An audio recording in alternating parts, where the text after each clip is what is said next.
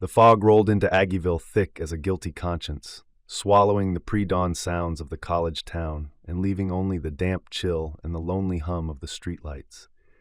Each lamp wore a sickly yellow halo, a false angel watching over a deserted street. Through this ethereal gloom walked Private Detective Eli Cain, his 60 years weighing heavier in the thick air. The brim of his black fedora hat cast his face in shadow, but the light caught the silver in his salt and pepper hair and the neat lines of his well-trimmed goatee. His long overcoat, a shield against the Kansas dawn, did little to warm the cold that had settled deep in his bones years ago. It was a cold that started in the gutters of upstate New York, where he'd been a police chief, decorated and respected. He'd left that life behind, trading the siren's wail for the whisper of the prairie wind, hoping to find a quiet corner of the country where humanity wasn't so degraded. He'd been wrong. The scum of the earth was a persistent weed, cropping up in the cracks of every town, big or small. With each step on the wet pavement, a silent, weary prayer formed in his mind, more a question than a plea. Lord, how long? He was a Christian man, or at least he tried to be. He clung to the faith of his youth like a drowning man to a splintered plank. But every case, every lie-filled confession and act of casual cruelty, chipped away at it.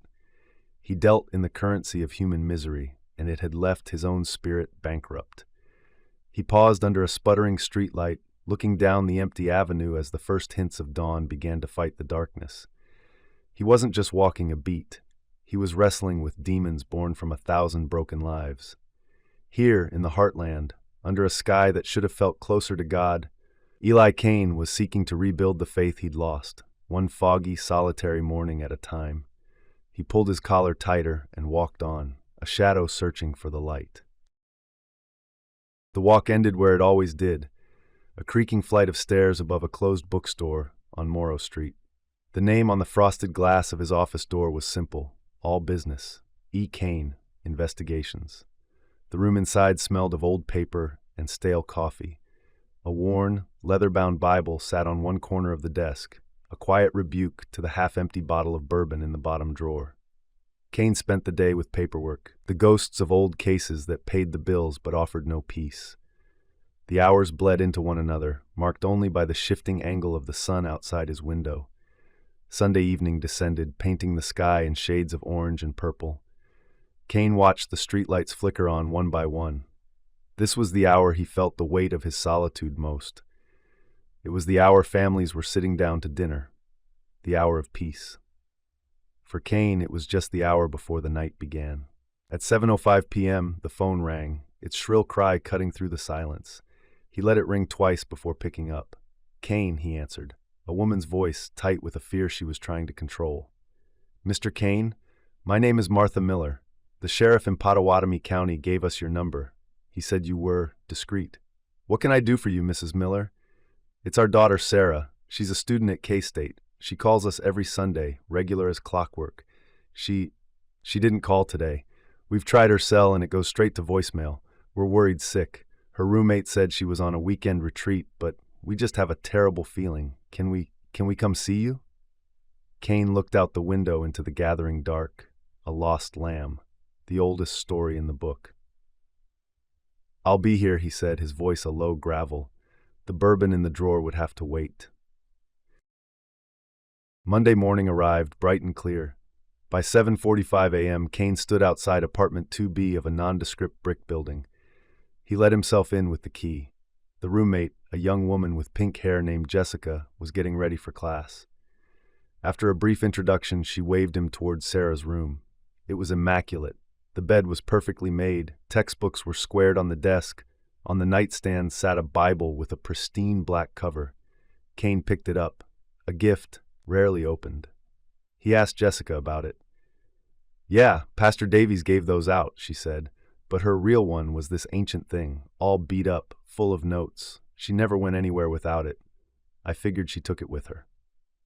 Cain began a more thorough search. In the bottom drawer of the desk, beneath a stack of sweaters, his fingers found a small, thin book with a plain gray cover.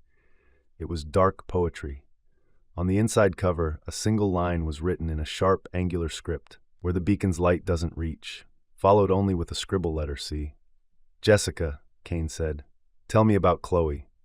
Jessica rolled her eyes. Ugh, intense. Dressed all in black, acted like she had some big secret.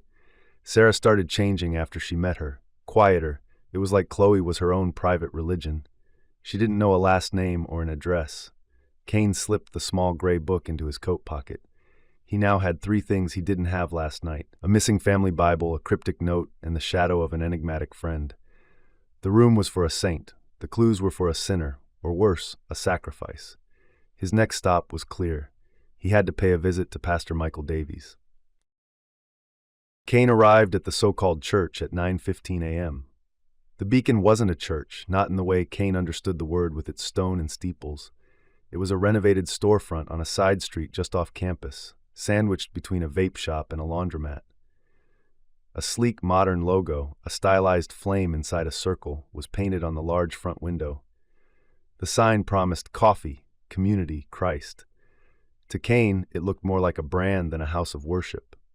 He pushed the glass door open and was met with the smell of fresh espresso and the sound of soft acoustic guitar music playing over hidden speakers. A few students were scattered on comfortable-looking couches, laptops open, talking in low murmurs. It felt like a coffee shop that had swallowed a youth group. A young man with a bright smile and an energetic bounce in his step approached him. "Hey there, welcome to the Beacon. First time? I'm looking for Michael Davies." Cain said, his voice a stark contrast to the room's upbeat vibe. "You found him," the man said, extending a hand. "I'm Pastor Mike, and you are?" "Eli Cain." He took the offered hand. The pastor's grip was firm, his smile unwavering. He was in his mid-30s, handsome in a way that seemed both effortless and carefully constructed, wearing jeans and a simple, well-fitting Henley. He radiated a clean, confident sincerity that set Cain's teeth on edge. "Mr. Cain, of course. The Millers called me last night after they spoke with you," Davies said, his expression shifting to one of practiced concern. "I'm so glad they have someone on their side. Sarah is a wonderful young woman, a real light in our community. We're all praying for her." Cain cut through the pleasantries. "They mentioned a special study group you held, for dedicated members." Davies' smile didn't falter. "A slight misunderstanding, I'm afraid. We have our regular weekly Bible studies, of course. Sarah was one of our most enthusiastic members. Perhaps she was just referring to that with a bit of youthful zeal. She has a very passionate heart for the Lord."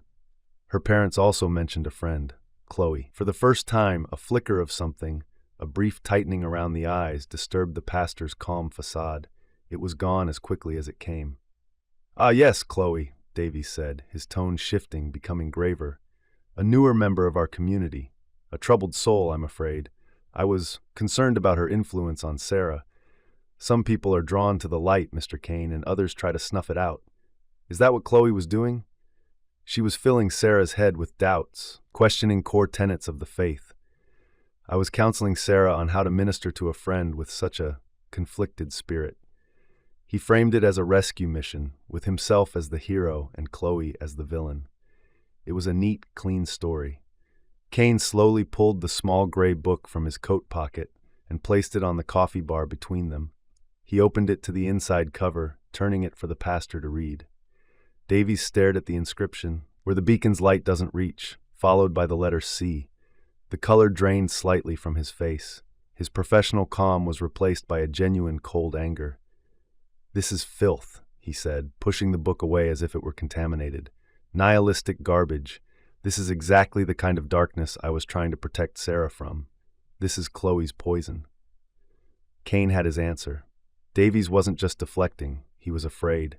He was afraid of Chloe and whatever she represented. "Do you know where I can find her? This Chloe?" Cain asked, slipping the book back into his pocket. "I don't," the pastor said, his composure returning, though it was now brittle. "She was transient. Never gave an address. I think, for the good of the community, I was going to have to ask her to leave.